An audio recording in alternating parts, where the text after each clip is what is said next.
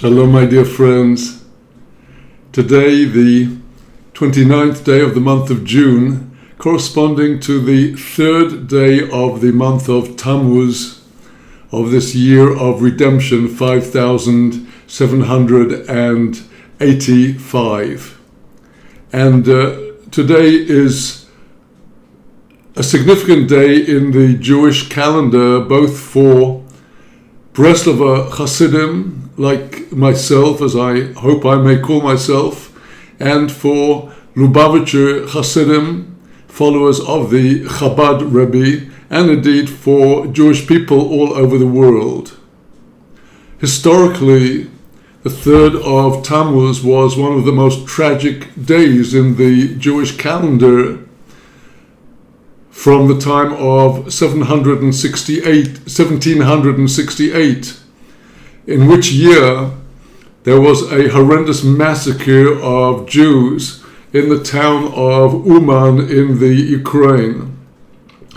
People who are aware of Jewish history are familiar with the decrees of 1648 and 1649, with the terrible massacres by the followers of the Ukrainian nationalist Khmelnytsky, and it is said that perhaps 1 million Jews were killed in the greater Poland area during those 2 years.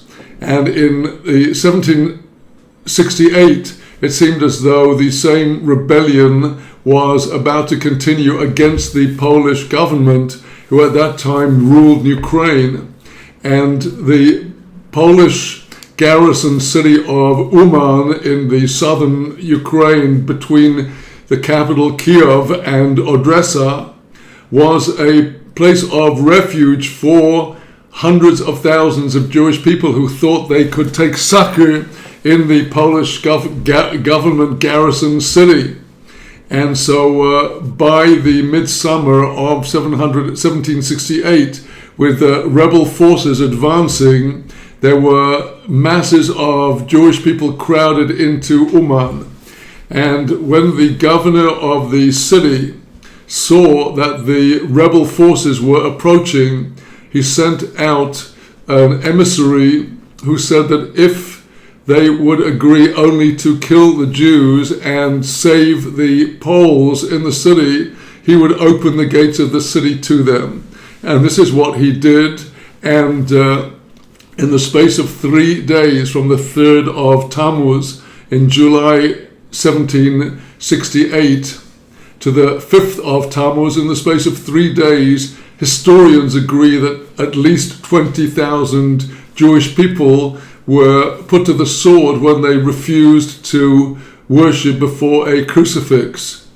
So this disaster, which was on a magnitude comparable to the great pogroms and killings of the Holocaust, this was a very stark event in the consciousness of all of the Jews of Ukraine. And the martyrs were buried in a mound by the side of the old Jewish cemetery of Uman. And Rabbi Nachman of Breslover, who was born 4 years after the massacre and passed away at the age of 38 in 1810, decided that he would be buried by the side of these martyrs of Uman. And Rabbi Nachman's gravesite until today is a point of pilgrimage for followers of Reb Nachman from all over the world, particularly for Rosh Hashanah. And this tragedy is embedded in the consciousness of the Breslover Hasidim.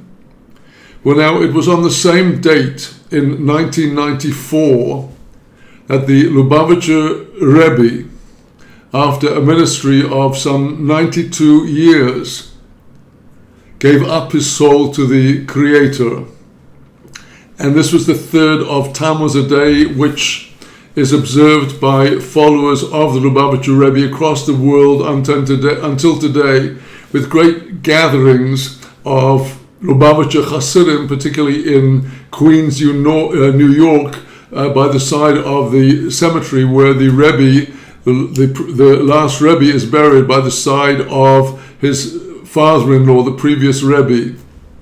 Well, now, I have to confess that when I lived in New York City in the years 1974 and 75, although I was just a half-hour's journey away from Crown Heights, from where I lived in Manhattan, to my shame and regret, I never once went to Brooklyn, to Crown Heights, to see the Lubavitcher Rebbe. I was indeed at the very opposite of the Jewish spectrum at that time. I'll just share with you that in 1974, prior to the festival, just at the festival of Sukkot, I was in Manhattan in the Upper West Side, where I was affiliated to Columbia University. And in the streets of the Upper West Side on Broadway, there appeared a Lubavitch mitzvah tank, one of those vans with posters and flyers, and always ready to help people to put on tefillin and to make people conscious of one or other of the mitzvot, the commandments of the day. And when I was passing through the street and I saw the mitzvah tank in the distance, as a rebellious and non-observant Jew, I crossed the road to the other side so I would not have to encounter the tank. At that time on Sukkot, they wanted to have people shake the lulav and etrog, and also to sit in a little sukkah on the van, and I didn't want to have anything to do with it. That was in 1974. Well, I have no doubt the Rebbe himself included my soul in his prayers, because it was at the end of 1974 that the first moves occurred in me to return to my Jewish roots. And I started to read the Bible, I started to do a lot of introspection, and still I didn't think about the Lubavitcher Rebbe or know about him or want to go. I don't have anything to do with Orthodox Judaism. It seems so constrained with decrees and complexity, with little regulations. It doesn't leave you free any time of the day just to do what you feel like and to let your mind drift. Every moment from morning to night there's a blessing, a prayer, a mitzvah, something else to do. And at that time, before I began to strengthen myself in returning to Almighty, I didn't want to have anything to do with Lubavitch. But I will say that long before I even heard of Rabbi Nachman or Breslover,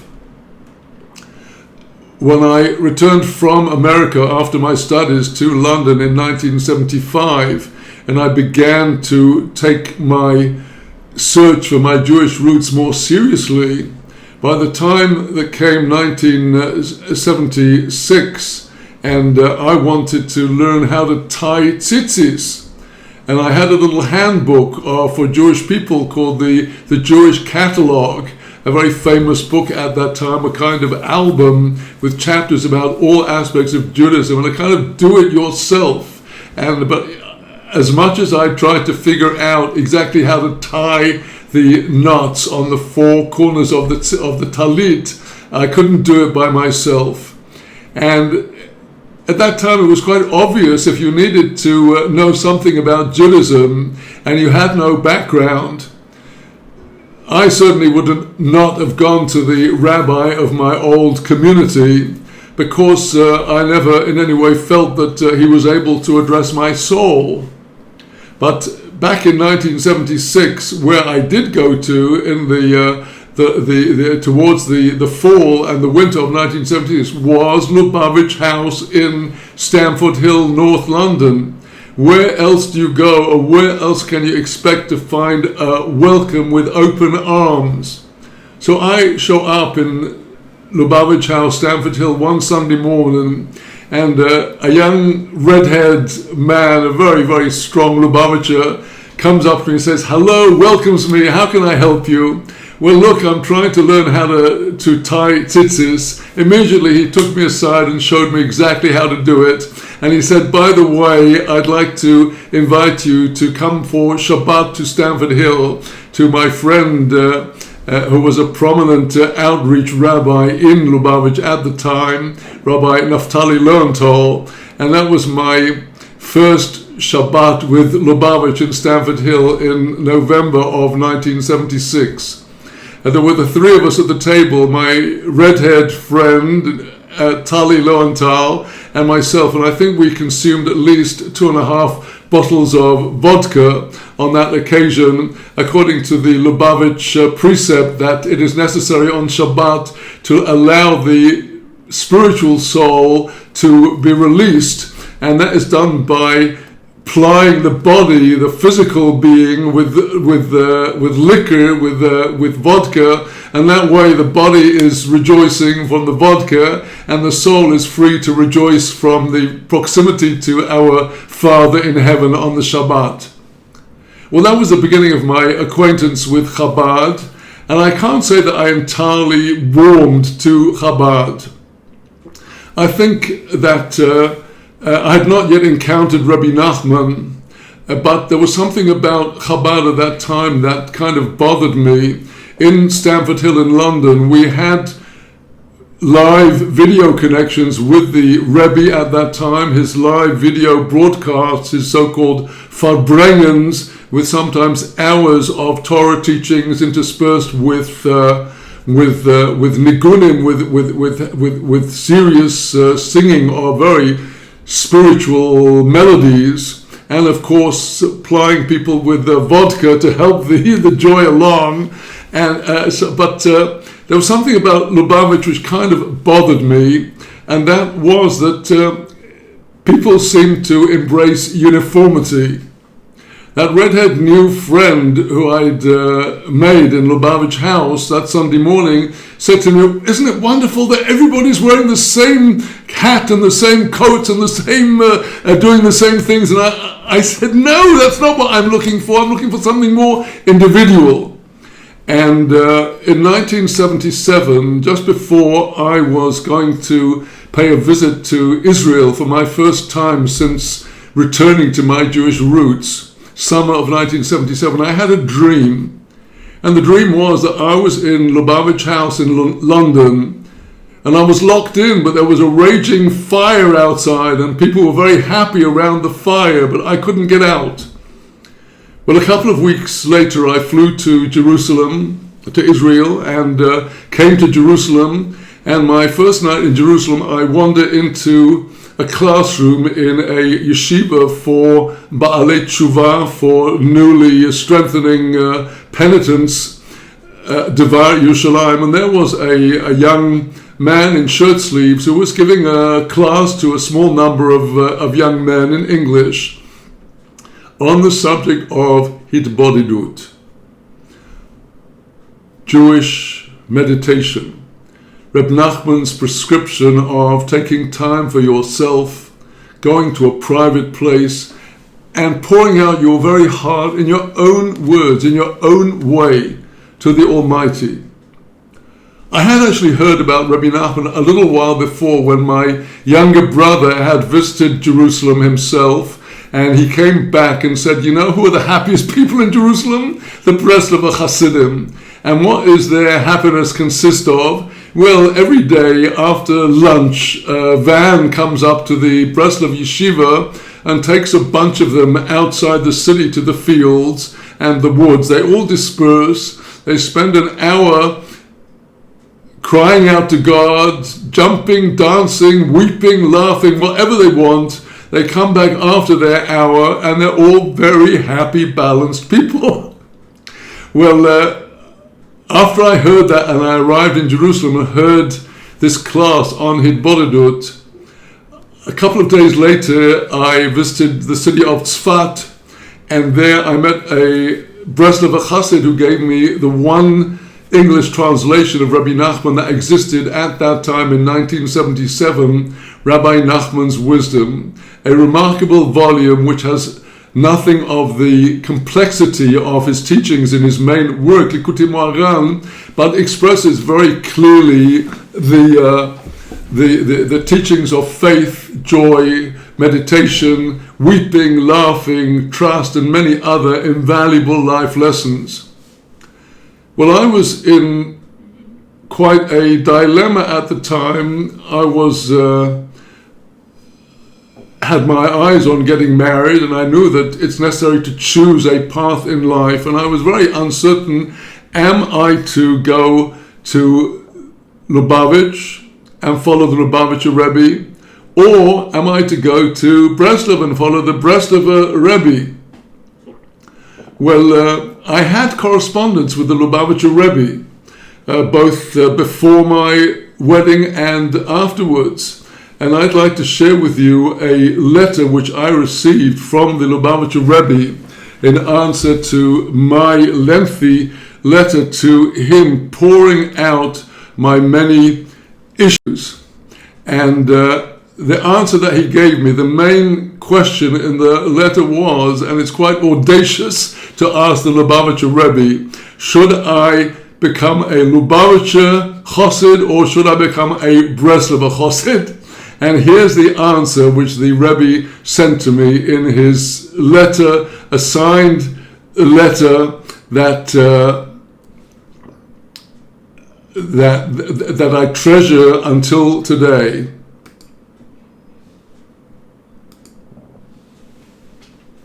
The Rebbe was answering my question about which direction to go in, and I think that his answer here was so very clear what he actually was telling me the direction to do. I would like to read you the letter.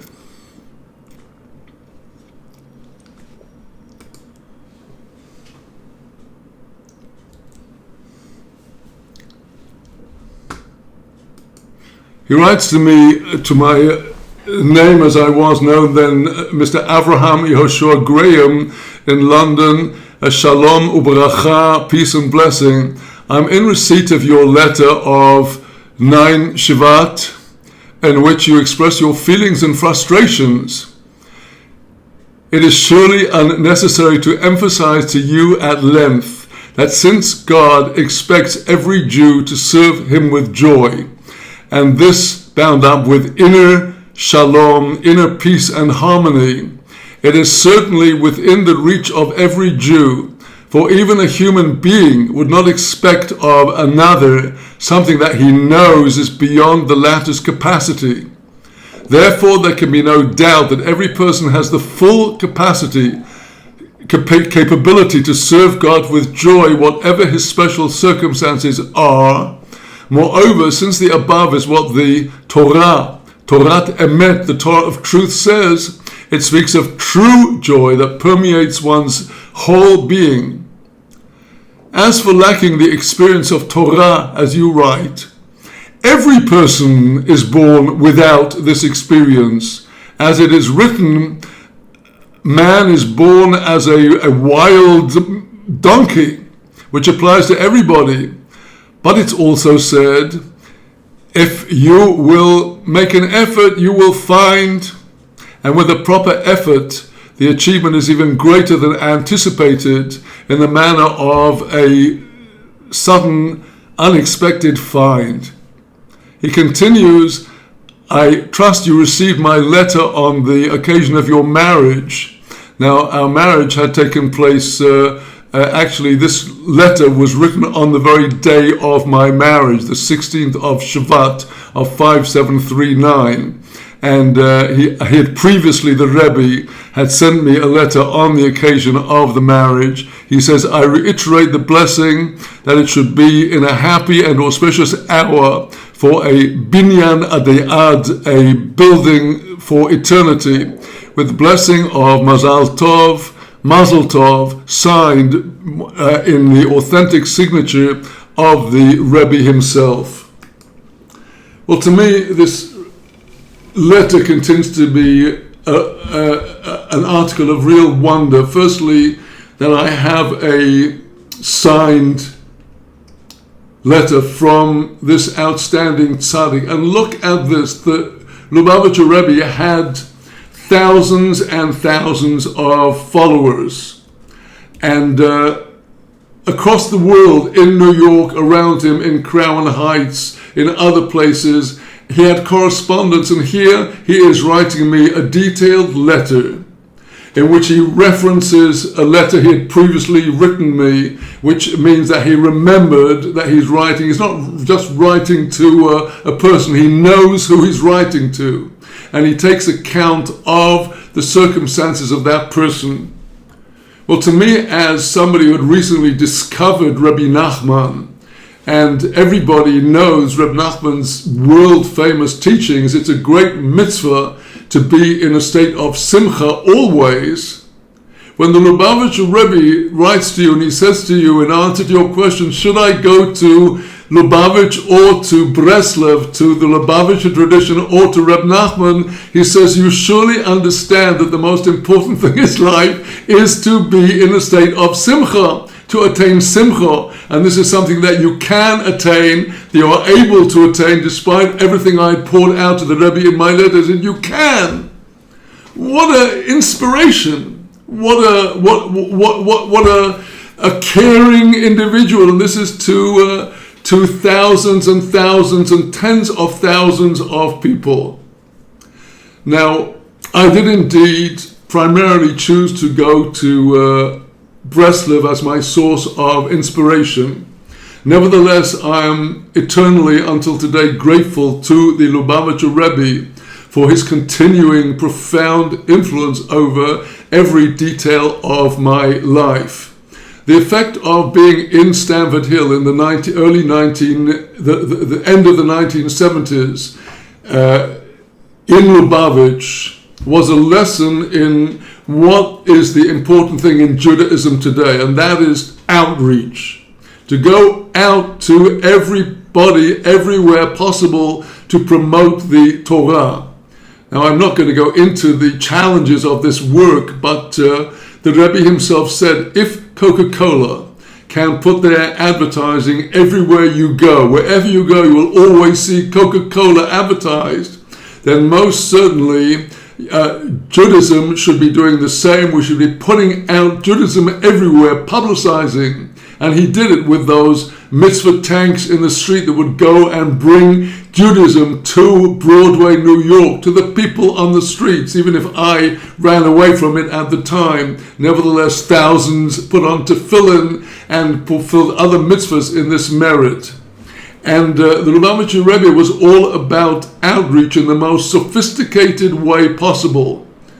At the time when I first came to Lubavitch House in Stamford Hill, I was working for the British Broadcasting Corporation, the well-known BBC, as a radio commentator and radio producer. So I certainly appreciate professionalism in communications, which cannot be said to have applied at that time to most of the Jewish world. Their public relations was dismal. Not so Lubavitch. Lubavitch, the Rebbe encouraged every kind of professional publication, be it in print or at the time as videos began and audio recordings began. Lubavitch had everything. Beautifully printed books. They had beautifully produced cassettes of melodies. They had outreach materials for all ages, for all the people, for little children and everyone in between. The Rebbe was a genius in doing what he did. We have to understand that when the Rebbe became Rebbe at the age of approximately 50 years old, 1950-51 was when the previous Rebbe passed away. This was a few years after the end of the Second World War. There were still Jewish people in displaced persons camps in Europe. The face of the Jewish people had been destroyed by the Holocaust. Whole communities had been wiped out. Whole traditions had been wiped out. And there arose in America, in Australia, and other English-speaking countries, South Africa, there arose, and in non-English-speaking countries, France and other countries, enormous numbers of young people who knew nothing about what the Jewish world had been like prior to the Holocaust. And the ignorance of Judaism, the lack of facilities. The Rebbe, with his genius mind, saw the entire global picture. He was not interested in primarily boosting Lubavitch. He was a leader of the Jewish people, a leader of the entire people. At the time when I came to Stamford Hill and I encountered strong Lubavitcher Hasidim, they gave over the ideology of Lubavitch, which is to say that the Rebbe was the Nasi Hador, the prince or the president or the leader of the generation. And of course Chabad had an entire Torah, a very profound philosophy to buttress this entire idea.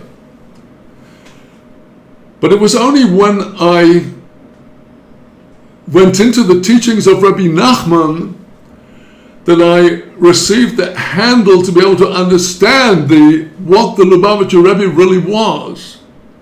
Because in Rabbi Nachman's writings, which were written at the same time as the writings of the founder of the Lubavitch Chabad movement, that is in the early 1800s, when the Baal HaTanya, the founder of Lubavitch, the Rabbi Shneur Zalman of Lubavitch, was writing his books, Tanya and Torah Or and other works, Reb Nachman was writing his teachings, and both of them were bringing down the tradition of Baal Shem Tov, founder of Hasidism.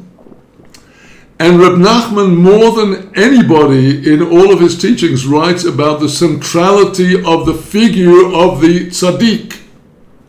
This is a fundamental pillar of Reb Nachman's writings. And when I was learning these writings, I began to see how what I had heard from Lubavitchers was actually an integral part of Torah philosophy as brought down by Reb Nachman. That is essential for each person, each Jew, to connect with a tzaddik.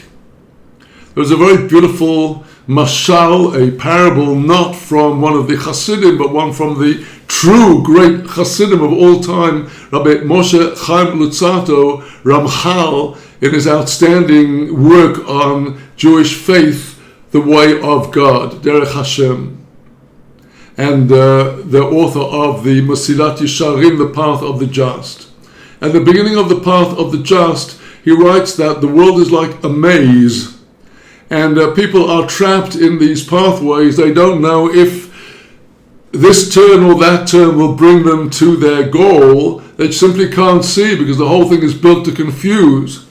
But if there is a person who is sitting on a high platform above the maze, and he can see where everybody is, and he can see which turn will bring them to their goal and which will take them further away, he can call down and tell them which way to go.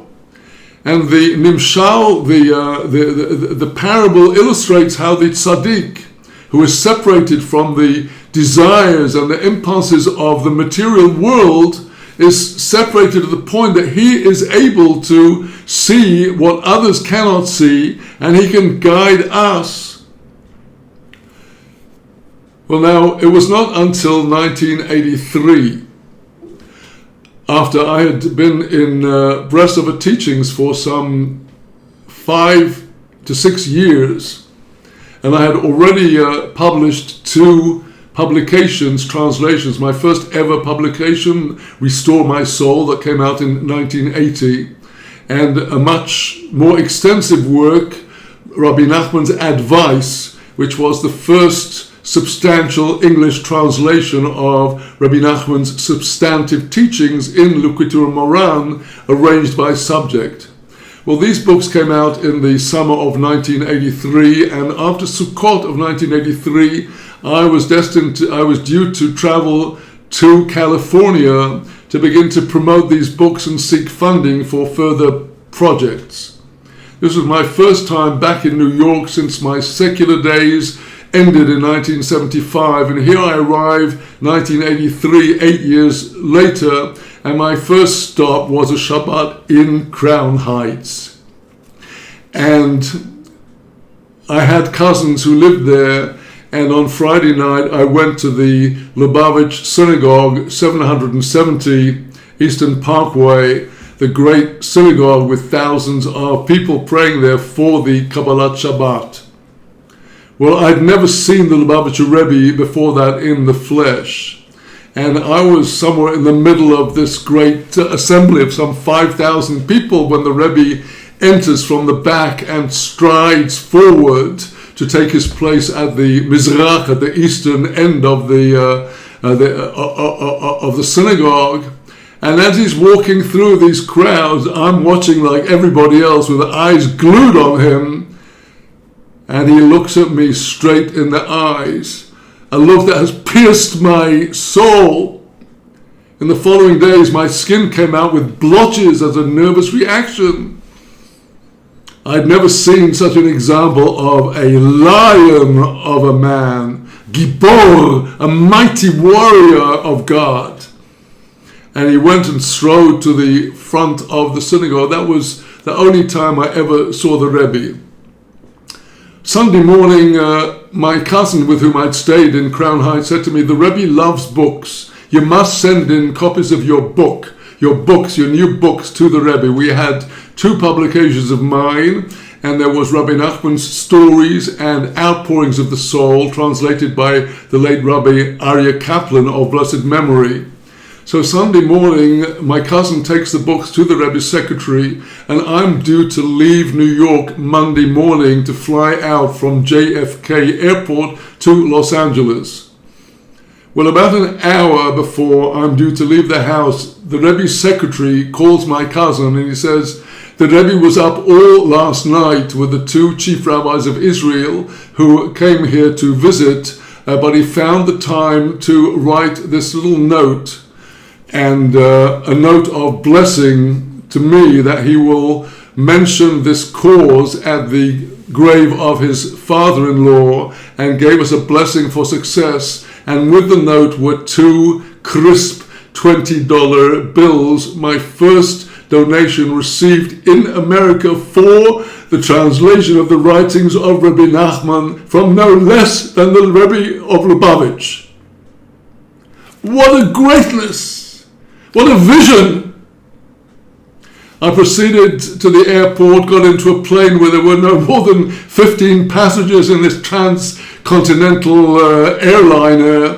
We could lie on 4 seats if we wanted to sleep through the 6-hour journey. In the middle, a young American boy comes up to me and says, "Can I sit next to you and talk to you?" "Why not? What are you doing?" "I'm here to promote teachings of Rabbi Nachman." "Oh, that's interesting. When I was a younger boy, age 7, somebody gave me a copy of Rabbi Nachman's Wisdom, and that book influenced me to return to my Jewish roots, and I influenced my family to return to their roots, and we're all now observing the Shabbat. My father is a property dealer in Long Beach, California, just outside Los Angeles. You're invited to us for the coming Shabbat, and I'm going to arrange that you will speak in the Chabad house in Long Beach, California at the 3rd meal on Shabbat." Can you see the power of a Rebbe's blessing? That even on the next stage of my journey, there is a boy who was influenced by Reb Nachman, and his father is a prominent donor to Chabad in California, and that was my first gig in America, and a second donation from this young boy's father. And this was the beginning of my career as a teacher and a fundraiser for the projects of Reb Nachman. Well, I said to my cousins in Crown Heights at the time of that Shabbat, "Look, if I had seen the Lubavitcher Rebbe before I encountered Reb Nachman, I would definitely have become a Lubavitcher Rebbe. You'd fall head over heels in the face of such a tzaddik. Maybe I would have done, maybe I could, I don't know." I said to them, "But look, now that I have studied some of the writings of Reb Nachman, I have a little inkling of what is the greatness of the Lubavitcher Rebbe." I had moved to Israel in 1980, and the years of the 80s and 90s were ever increasingly fraught. In 1980s, we had the Lebanon wars, terrible occurrences, and towards the end of the 1980s, there was developing what eventually became the Gulf War between Iraq and the alliance of United States with Saudi Arabia, and at the time Russia that had recently abandoned communism.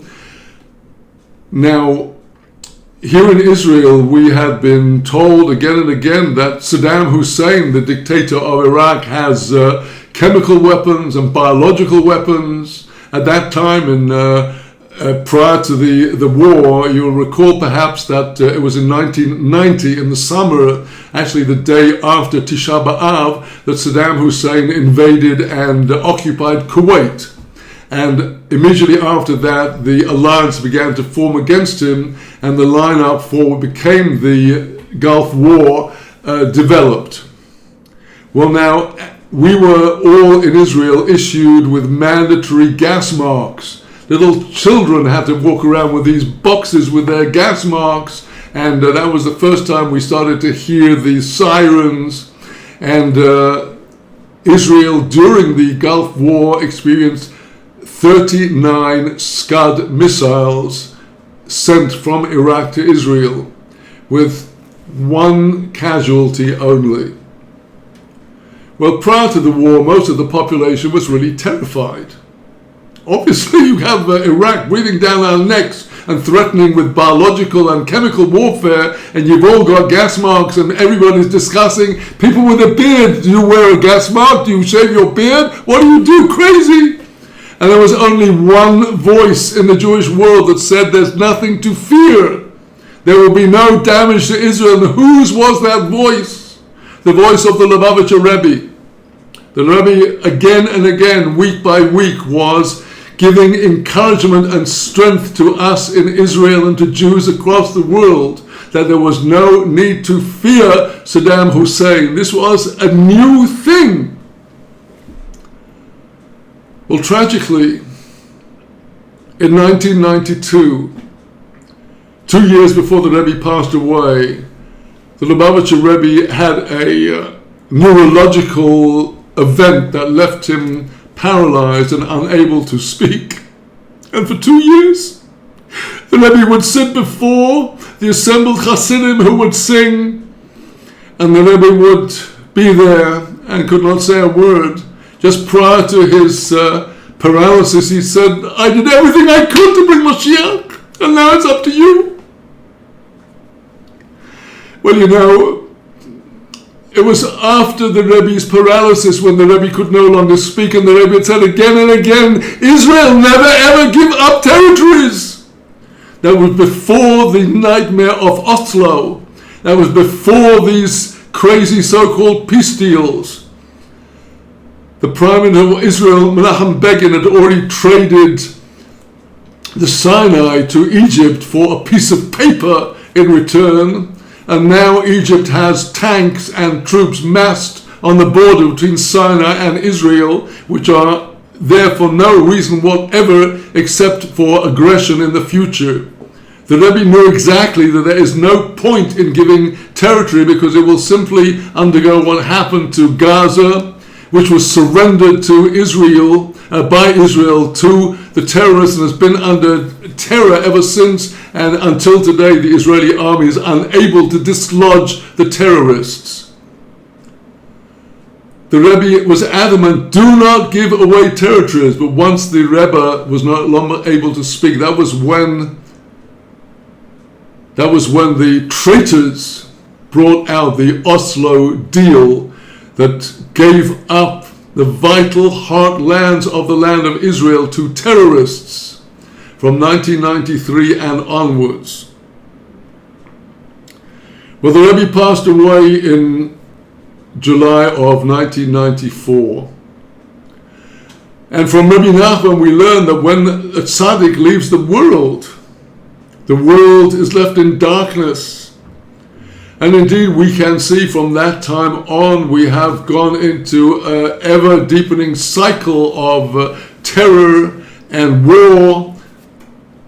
We have seen Yeshuot salvations, considering the odds against the Jewish people, little Israel, with enemies like Iran, with a population of 80 million and a territory 75 times the size of Israel, and all the other monsters we have around us, not to speak of the terrorists in our very midst. Well, this festering cancer has developed since the Lubavitcher Rebbe left the world. Nevertheless, our sages say that Gedolim tzaddikim b'misoson ibachayim. The tzaddikim, the true tzaddikim, are greater after their passing from this world even than in their lifetime. We believe that the tzaddikim stand before the heavenly court and advocate for us. And only in this manner can we understand how remarkably the people of Israel have been protected and saved from what could have been the most tremendous damage and catastrophes. Clearly, the Lubavitcher Rebbe's gravesite in Queens, New York, in the Jewish cemetery, has become a site that people use for political purposes. Prior to his election, the now incumbent president of America, Donald Trump, went to pay his respects at the grave of the Rebbe and to pray. And indeed, there is no question that there is tremendous effectiveness in anybody who seeks out the Rebbe to act as a melitz, as one who argues our cause before the heavenly court.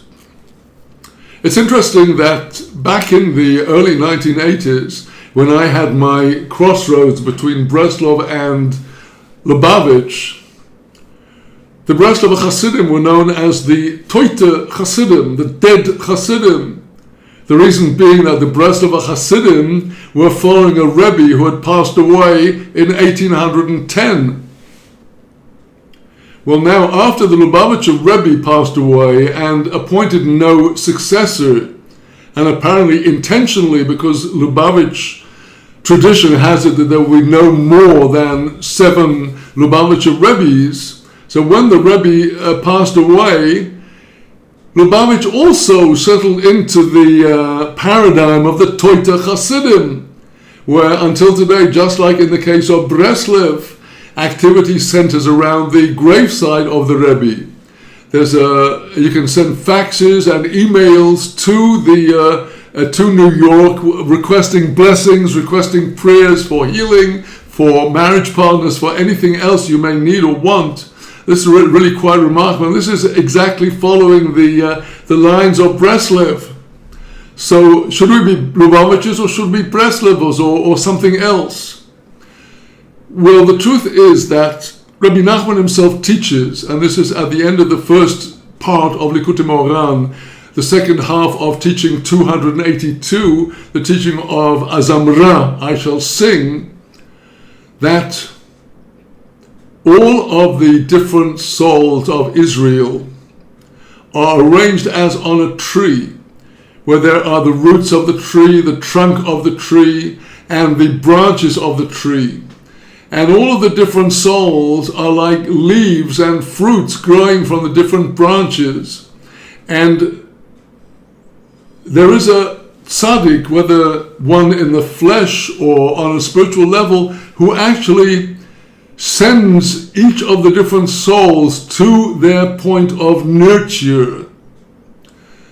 Which means that you don't have to be a Breslover or a Lubavitcher or a Vishnitzer or a follower of Rabbi Ovadia Yosef or some other group or brand. What we all have to do is to follow the 613 commandments of the Torah and to seek to fulfill them according to the teachings of the Shulchan Aruch and of the Halacha.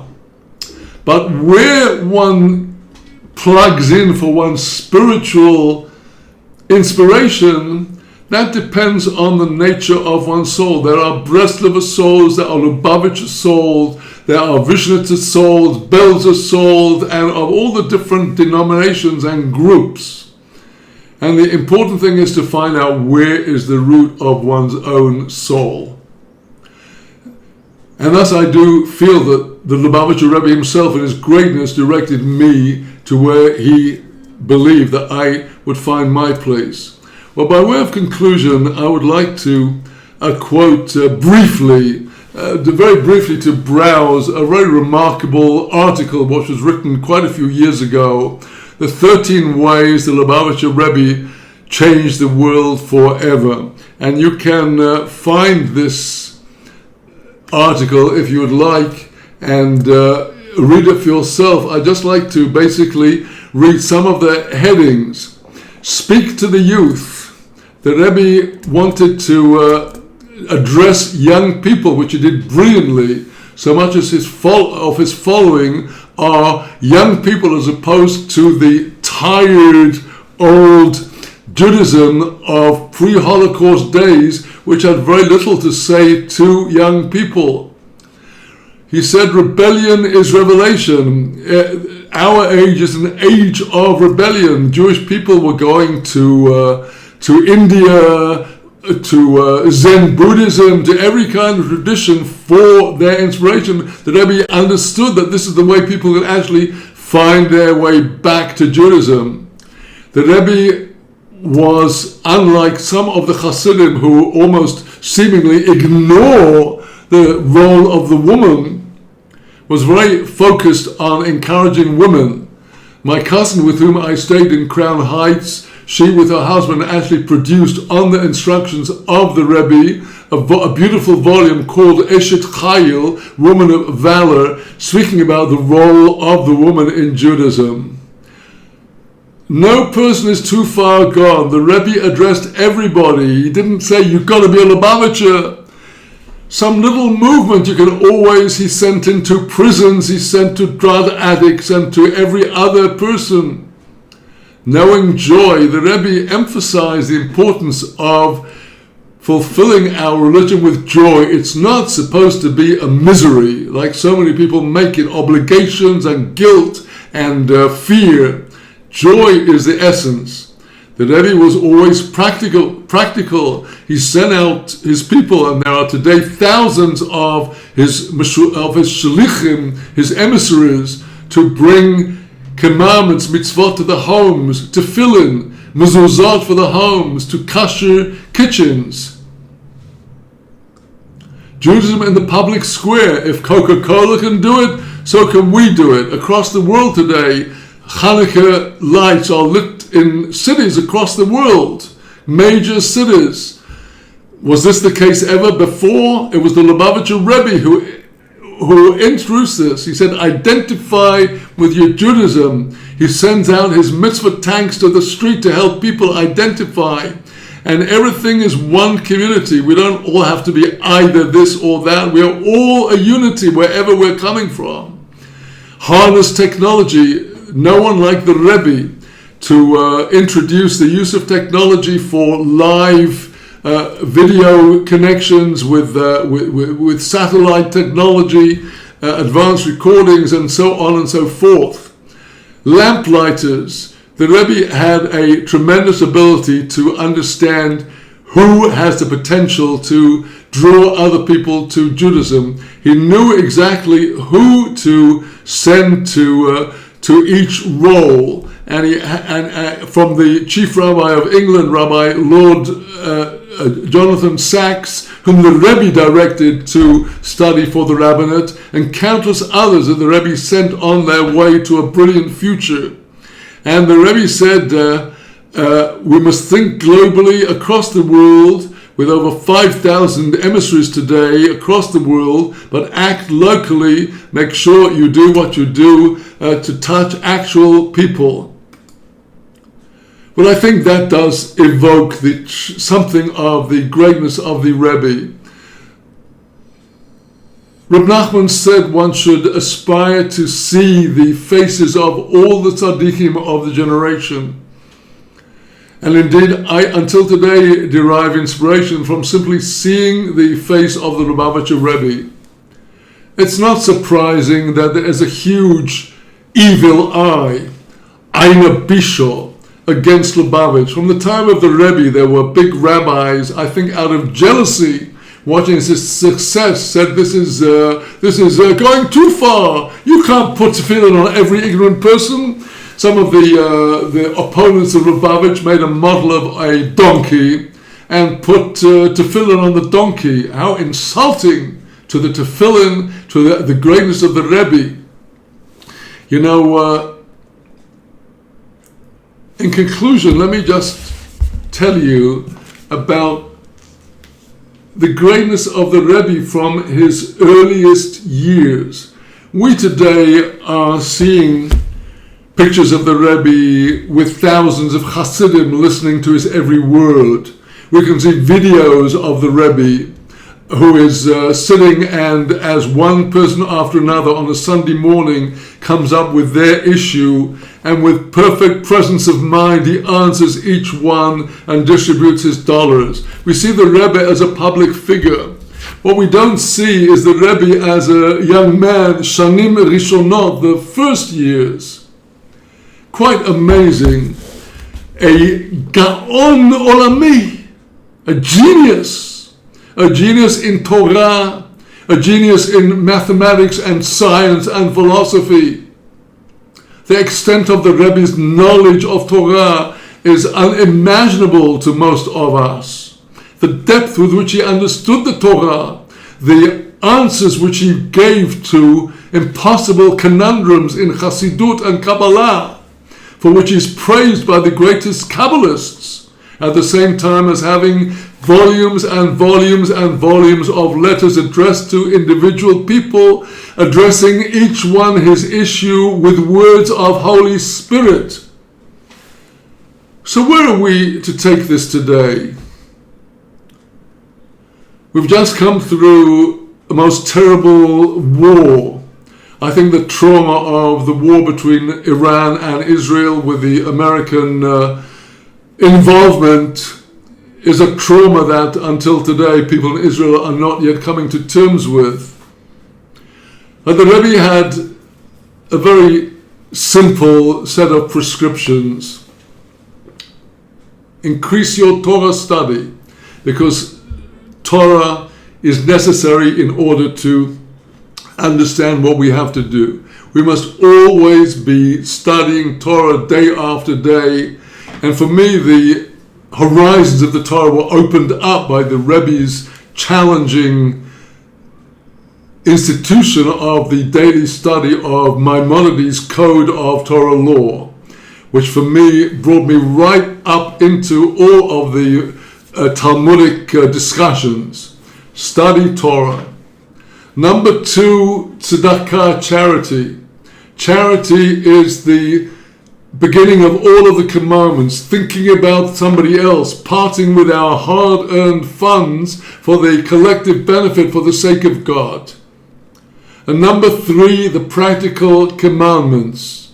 The commandments of having a mezuzah on your door, having a kosher kitchen and eating kosher food, for men to put on the tefillin, for women to light their Shabbat candles, and so on through the year. It's those simple prescriptions. Study Torah, give charity in the best way that you can, and fulfill the commandments and share them with others. Reach out. It's time now to bring everybody together.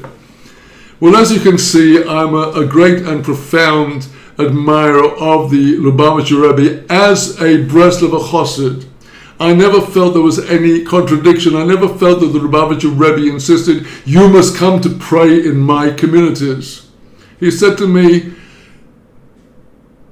you know, joy is the greatest level of Judaism. Now go find it. If you make the effort, you will succeed.